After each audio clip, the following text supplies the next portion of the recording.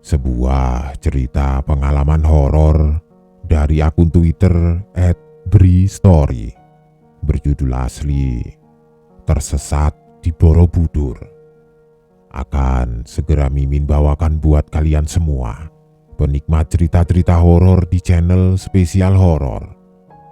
Jadi, buat kalian yang sudah penasaran, langsung saja selamat menyimak dan semoga kalian terhibur. Salam horor. Namaku Gibran, pekerja swasta yang tinggal di Jakarta. Kali ini aku akan menceritakan pengalaman aneh yang aku alami ketika sedang berwisata dengan teman kampus sewaktu kuliah dulu. Peristiwa ini terjadi di tahun 2005. Waktu itu aku masih mahasiswa tingkat 2 di salah satu universitas di Palembang. Ketika itu, kampus mengadakan acara wisata ke Jawa Tengah. Tentu saja, Candi Borobudur menjadi salah satu destinasinya. Saat itu, aku sama sekali belum pernah mengunjungi Candi Borobudur. Tentu saja jadi sangat gembira karena akhirnya berkesempatan untuk mengunjungi candi yang jadi salah satu 7 keajaiban dunia itu. Singkat cerita, akhirnya kami berangkat wisata ke Jawa Tengah dengan menggunakan bis. Candi Borobudur menjadi tujuan pertama yang akan dikunjungi. Aku lupa waktu itu hari apa, yang pasti bukan akhir pekan. Sekitar jam 3 sore, akhirnya kami sampai di tujuan. Senangnya hati ini, keinginanku yang sejak dulu ada akhirnya tercapai juga. Sampai juga di Borobudur. Candi megah, berdiri menjulang. Sudah terlihat puncaknya dari tempat parkir di mana kami masih berada. Sama denganku, wajah ceria teman-teman menjelaskan betapa semangat dan gembiranya mereka ketika akhirnya sampai juga di Borobudur. Padahal masih di lapangan parkir, tetapi sudah banyak terlihat pedagang-pedagang souvenir menjajakan barang dagangan bermacam bentuknya. Baru melihat itu semua saja, aku sudah merasakan suasana yang menyenangkan. Sambil menunggu panitia membeli tiket, kami duduk di area parkir, bersenda gurau, bermacam tingkah pola dalam mengisi kekosongan.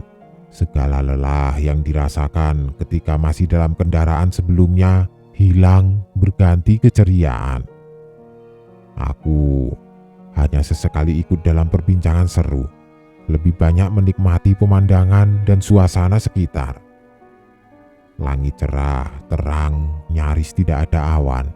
Matahari masih bersinar walau sudah tidak terlalu menyengat panasnya. Semilir angin bertiup, membelai tubuh serta wajah, memanjakan pikiran, menghempas resah dan lelah. Tidak habis senyumku merasakan semuanya. Entah dari mana sumbernya, sayup-sayup kedengaran juga musik gamelan Jawa melantunkan irama khasnya. Lagi-lagi aku menyukainya. Kalau diperhatikan, pengunjung Candi Borobudur hari itu tidak terlalu ramai. Mungkin karena bukan akhir pekan atau juga libur panjang. Hanya ada beberapa rombongan wisatawan lokal yang bergerombol, terselip juga turis mancanegara di beberapa sudut. Tapi walaupun begitu, tidak juga bisa dibilang sepi. Suasana tempat wisata masih sangat terasa. Di tengah asiknya menikmati suasana, perhatianku sedikit teralihkan ke beberapa orang yang terlihat di kejauhan. Beberapa orang ini awalnya muncul satu persatu, tidak berbarengan. Tapi lama-kelamaan jadi beberapa. Cukup banyak jumlahnya, nyaris semuanya laki-laki. Kenapa aku tertarik memperhatikan mereka? Dari cara berpakaiannya, mereka semuanya mengenakan pakaian khas Jawa lengkap dengan blangkon di kepala. Ada yang mengenakan baju khas yang biasanya aku hanya melihat di pengantin Jawa. Tapi orang-orang yang berpakaian baju Jawa hanya sedikit, hanya beberapa saja. Dari semua, yang paling banyak terlihat adalah orang-orang yang hanya bercelana pendek sebatas lutut sambil bertelanjang dada dan melangkah, berjalan tanpa alas kaki. Mereka semuanya datang dari arah yang sama dan sepertinya berjalan menuju arah di mana Candi Borobudur berada. Seperti karnaval, iya, aku melihatnya seperti itu. Biasanya, kalau karnaval akan kelihatan dari pakaian yang dikenakan masih baru dan juga pesertanya memakai rias wajah tebal. Tapi kalau ini tidak, polos saja. Mereka seperti sedang memakai pakaian yang biasa mereka kenakan sehari-hari. Sepertinya memang seperti itulah cara berpakaiannya. Aku terus memperhatikan rombongan itu. Dari saat datang sampai beberapa hari mereka menghilang terhalang jarak pandang. Aku bertambah yakin kalau tujuannya memang Candi Borobudur, karena memang mereka berjalan ke arah di mana lokasi candi berada. Nah, yang paling aneh, aku melihat kalau para wisatawan dan orang-orang yang ada di sekitarnya seperti tidak menyadari kehadiran mereka, acuh saja, biasa. Padahal sangat-sangat menarik perhatian. Tapi semuanya seperti tidak peduli, seperti tidak melihat kehadiran mereka. Aneh. "Gibran, ngalamun saja kamu, ayo kita masuk."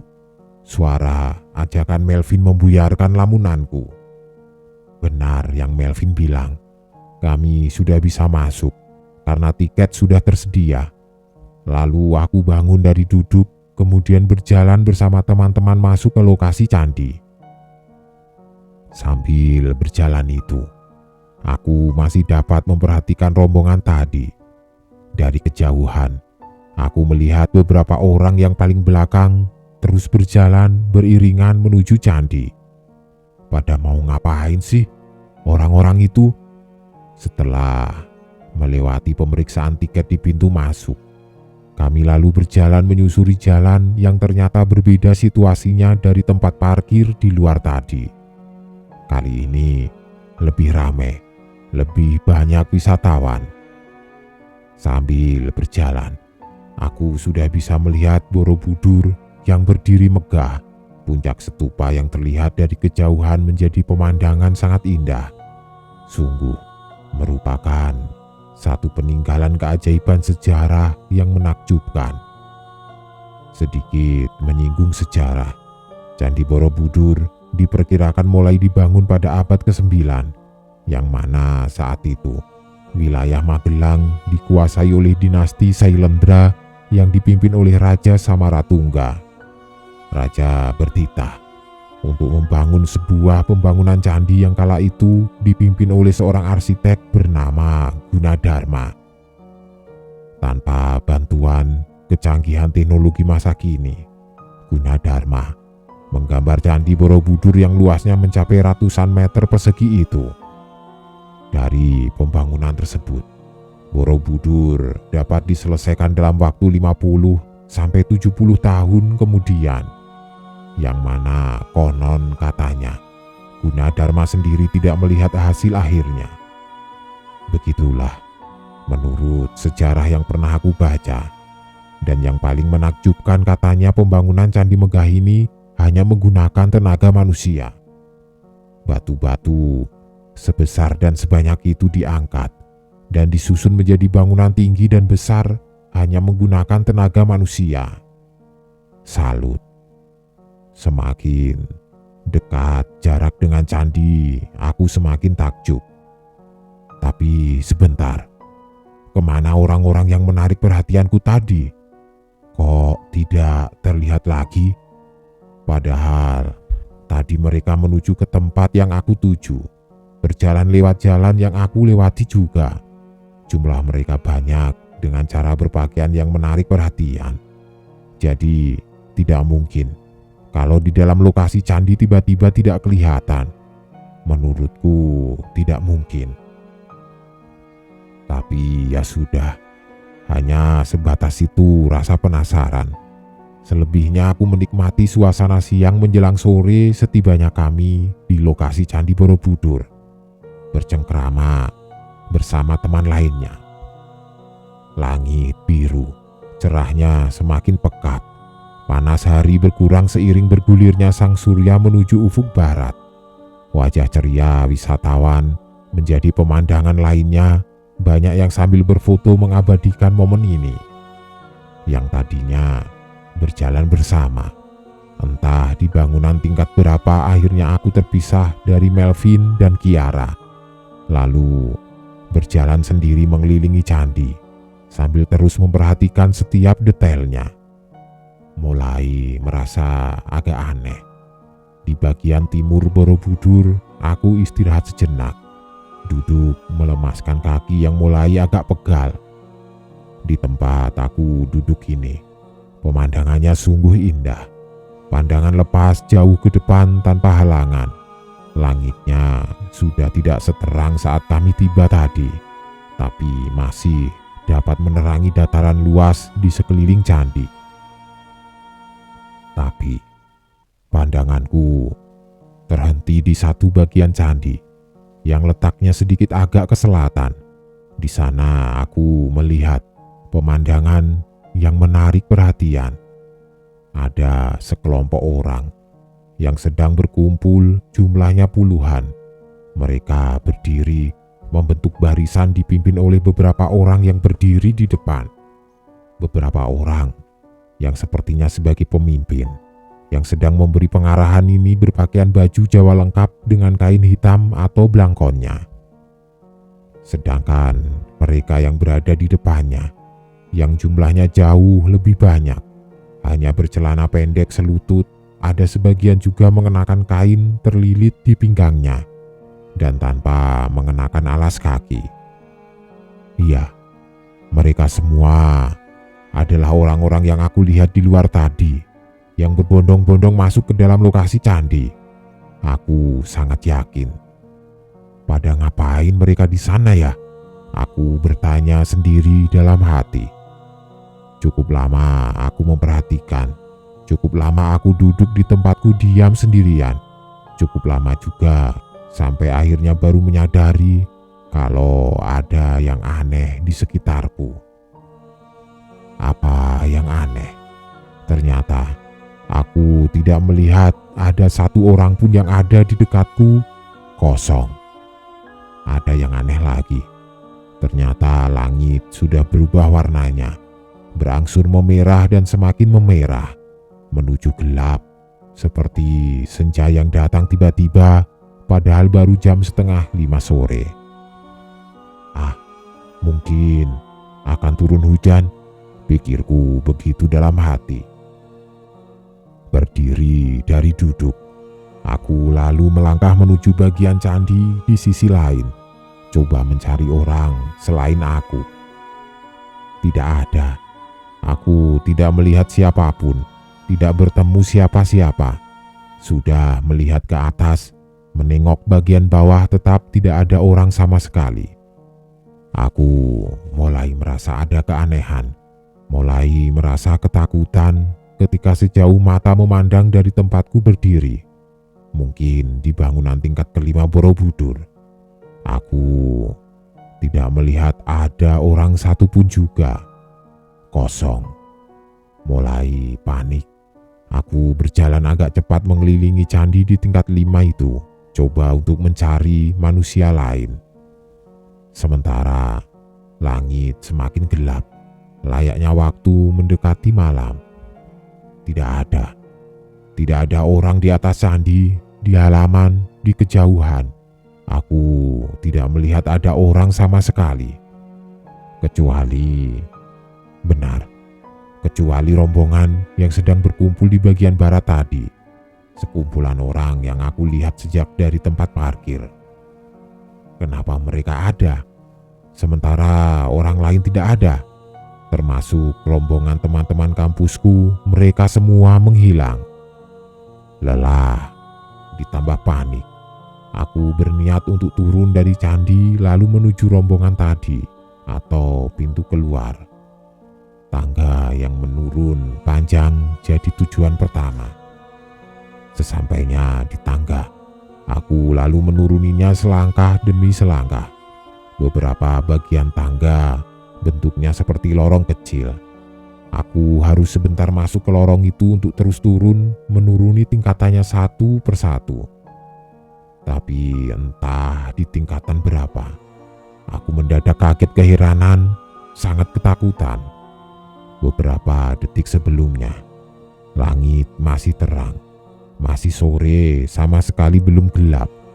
Itu keadaan ketika aku belum masuk ke satu lorong tangga. Tapi ketika aku sudah keluar dari lorong pendek itu, tiba-tiba suasananya sudah sangat berubah. Langit sudah sangat gelap, gelap layaknya malam. Iya, tiba-tiba hari sudah berubah jadi malam. Aku lantas berhenti, heran, takut, takjub. Semua perasaan itu bercampur jadi satu. Kenapa tiba-tiba menjadi malam gelap? Tidak berhenti sampai di situ. Ternyata ada keanehan lain. Aku yang masih terkaget-kaget karena tiba-tiba hari menjadi malam, jadi semakin keheranan. Karena ternyata di candi ini sudah tidak sepi lagi. Sudah banyak orang. Iya, candi tiba-tiba ramai. Tidak sepi lagi seperti beberapa saat sebelumnya. Aku masih diam di tempat, di tangga, belum beranjak bergerak sedikit pun. Terus memperhatikan sekeliling yang sungguh sangat membuatku keheranan. Aku semakin tidak habis pikir ketika sadar kalau ternyata walaupun ramai tapi tidak ada satu orang pun yang aku kenali. Tidak ada teman kampusku yang warawiri. Tidak ada. Yang membuat aku sangat keheranan tidak hanya itu. Ternyata semua orang-orang ini berpenampilan sangat khas. Khasnya bagaimana? Mereka semua tidak ada yang berpakaian masa kini. Mereka semuanya berpakaian layaknya orang-orang Jawa zaman dahulu kala. Sontak, aku jadi teringat dengan rombongan orang-orang yang aku lihat di parkiran tadi. Mereka masuk ke dalam lingkungan candi, lalu aku melihat mereka berkumpul di bagian barat candi sebelum hari tiba-tiba berganti malam. Kenapa aku ingat mereka? Karena perawakannya sama, pakaiannya sama, bahkan beberapa wajahnya aku kenali. Orang-orang yang hanya bercelana pendek bertelanjang dada dan tanpa alas kaki, bertampang dekil berpeluh keringat, adalah orang-orang yang paling banyak kelihatan. Sementara sebagian kecil orang berpenampilan lebih rapi, mengenakan pakaian lengkap dengan belangkon atau kain penutup kepala. Mereka hanya berdiri, memperhatikan orang-orang yang bercelana pendek itu bekerja. Iya, aku bisa berkesimpulan kalau orang-orang bercelana pendek bertelanjang dada dengan tubuhnya yang berpeluh keringat itu adalah para pekerja. Aku melihat kalau mereka ada yang berjalan mengangkat batu, ada yang memukul-mukul batu besar, ada yang beramai-ramai sedang menarik mengangkat batu besar dengan tali.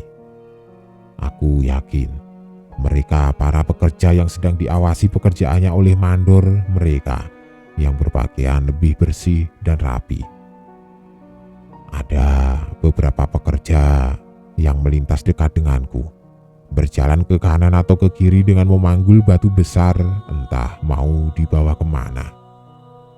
Semuanya sangat nyata, sama sekali tidak seperti mimpi. Aku merasakan semuanya, melihat semuanya. Ini nyata. Aku terus diam memperhatikan, sampai akhirnya ada seorang laki-laki yang datang mendekat. Sosok laki-laki tinggi besar, berkumis, mengenakan pakaian khas Jawa dengan ikatan kain berwarna hitam melilit di kepalanya. Dia datang dengan berjalan agak cepat, lalu berhenti tepat di hadapan. Kemudian berbicara dengan bahasa Jawa yang sama sekali aku tidak mengerti. Satu kata pun aku tidak paham apa yang dibicarakan. Tapi aku yakin kalau dia bicara menggunakan bahasa Jawa dengan logat kental yang khas. Laki-laki itu terus saja bicara. Wajahnya menatapku tajam sambil sesekali tangannya menunjuk-nunjuk ke bawah, menunjuk ke tangga bagian bawah. Oh, baiklah. Aku mengerti. Sepertinya dia menyuruhku untuk turun menuruni tangga, turun dari atas candi. Aku berpikir seperti itu. Aku mengangguk lalu menuruti perintahnya untuk turun menuruni tangga. Satu persatu anak tangga aku turuni. Dalam perjalanan menuju ke bawah sambil terus memperhatikan sekitar, menyaksikan kesibukan para pekerja yang sedang melakukan pekerjaannya masing-masing. Sebenarnya, apa yang sedang mereka kerjakan? Nanti, ketika aku sudah sampai bawah, di halaman candi, aku akan mengerti semuanya. Tidak ada rasa takut, tidak ada perasaan was-was. Aku hanya merasa aneh dan takjub dengan semua pemandangan. Dan akhirnya, ketika aku sudah sampai di bawah, ketika kaki sudah menginjak rerumputan di lahan sekitar candi, aku akhirnya bisa melihat semuanya. Berdiri di atas rerumputan yang letaknya di bawah, beberapa belas meter dari dinding candi terluar, aku akhirnya bisa melihat dengan jelas. Ternyata aku sedang menyaksikan proses pembangunan Candi Borobudur. Yang aku lihat, Borobudur baru hanya setengahnya saja berdiri. Hanya bagian bawah sampai tengahnya, sedangkan bagian atas belum rampung. Itulah mengapa aku melihat banyak pekerja yang mengangkat batu-batu dengan berbagai ukuran, membawanya ke atas untuk diletakkan lalu disusun membentuk bangunan. Aku takjub memandang semuanya. Orang-orang itu bekerja pada malam gelap, hanya dibantu penerangan dari cahaya api menyala dari benda yang bentuknya seperti obor dengan berbagai macam ukuran. Mereka terus bekerja tanpa kenal lelah dengan kegiatannya masing-masing, yaitu tadi, ada yang mengangkat batu, ada yang memecahkan batu, ada yang beramai-ramai menarik batu besar dengan tali. Semuanya sibuk. Semua kejadian yang aku alami ini hanya sebentar. Sepertinya hanya 30 menit lamanya. Sampai aku tersadar kalau ini bukan tempatku. Tersadar kalau sedang tersesat di Borobudur. Aku harus mencari jalan supaya bisa keluar dari sini. Perlahan, aku memperhatikan sekitar. Semuanya gelap, keramaian hanya ada di sekitaran pembangunan candi ini saja. Aku jadi bingung, mau kemana harus melangkah. Tapi sebentar, sambil berusaha menajamkan penglihatan di dalam gelap, aku akhirnya melihat ada jalan setapak. Jalan setapak yang tidak jauh di ujungnya ada gerobak kayu sedang bergerak menjauh. Aku melihat ada gerobak kayu di kejauhan. Ya sudah, aku memutuskan untuk mengikuti gerobak kayu itu. Dia pasti menuju ke suatu tempat. Terus menyusuri jalan setapak dalam gelap. Lama-kelamaan, aku semakin kesulitan untuk melihat. Mata terhalang pekatnya malam yang sama sekali tidak ada penerangan. Sial, lambat laun aku kehilangan gerobak yang aku ikuti. Sampai akhirnya gerobak kayu itu hilang sama sekali dari pandangan, meninggalkan aku sendirian di dalam gelap, berjalan entah kemana, tidak tentu arah. Di sini aku kembali merasakan panik, tidak tahu harus melangkah kemana. Seiring bergulirnya waktu, semakin lama aku semakin capek, lelah, kaki makin berat untuk dibawa melangkah. Badanku lemas, semakin lemas. Lalu semuanya jadi gelap, sangat gelap. Aku tidak sadarkan diri. "Sudah sadar, Mas? Sudah sadar? Gibran, Bran, bangun kamu." Aku mendengar suara-suara itu. Ketika baru saja bangun siuman, pelan-pelan membuka mata. Akhirnya tersadar kalau ternyata aku sedang terbaring di atas kursi panjang di satu ruangan besar, entah ruangan apa.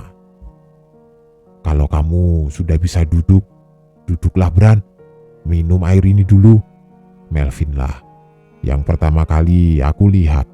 Lalu Dendi, lalu satu orang dosenku. Lalu ada beberapa orang lagi yang tidak aku kenal. Jadi aku terbangun di salah satu ruangan yang ada di sekitar Candi Borobudur. Mereka semua yang berada di ruangan ketika aku bangun ternyata baru saja menemukan aku. Menemukan aku? Iya, menurut mereka, ternyata aku hilang sejak maghrib tadi. Aku tidak ditemukan di mana-mana, hilang saja tanpa jejak. Lalu dilakukanlah pencarian. Tapi setelah berjam-jam ternyata nihil. Aku tidak juga ditemukan. Padahal pencarian sudah dilakukan ke segala sudut lingkungan candi. Tapi syukurlah, aku akhirnya ditemukan juga pada jam 12 tengah malam oleh salah satu penjaga candi. Ketika ditemukan, aku sedang tidak sadarkan diri di bawah salah satu pohon besar di sisi barat Candi Borobudur. Selama lebih dari 6 jam, aku menghilang tanpa jejak. Padahal aku sangat yakin kalau hanya setengah jam saja tersesat melihat pemanggunan candi cuma sebentar saja. Sungguh pengalaman yang seru.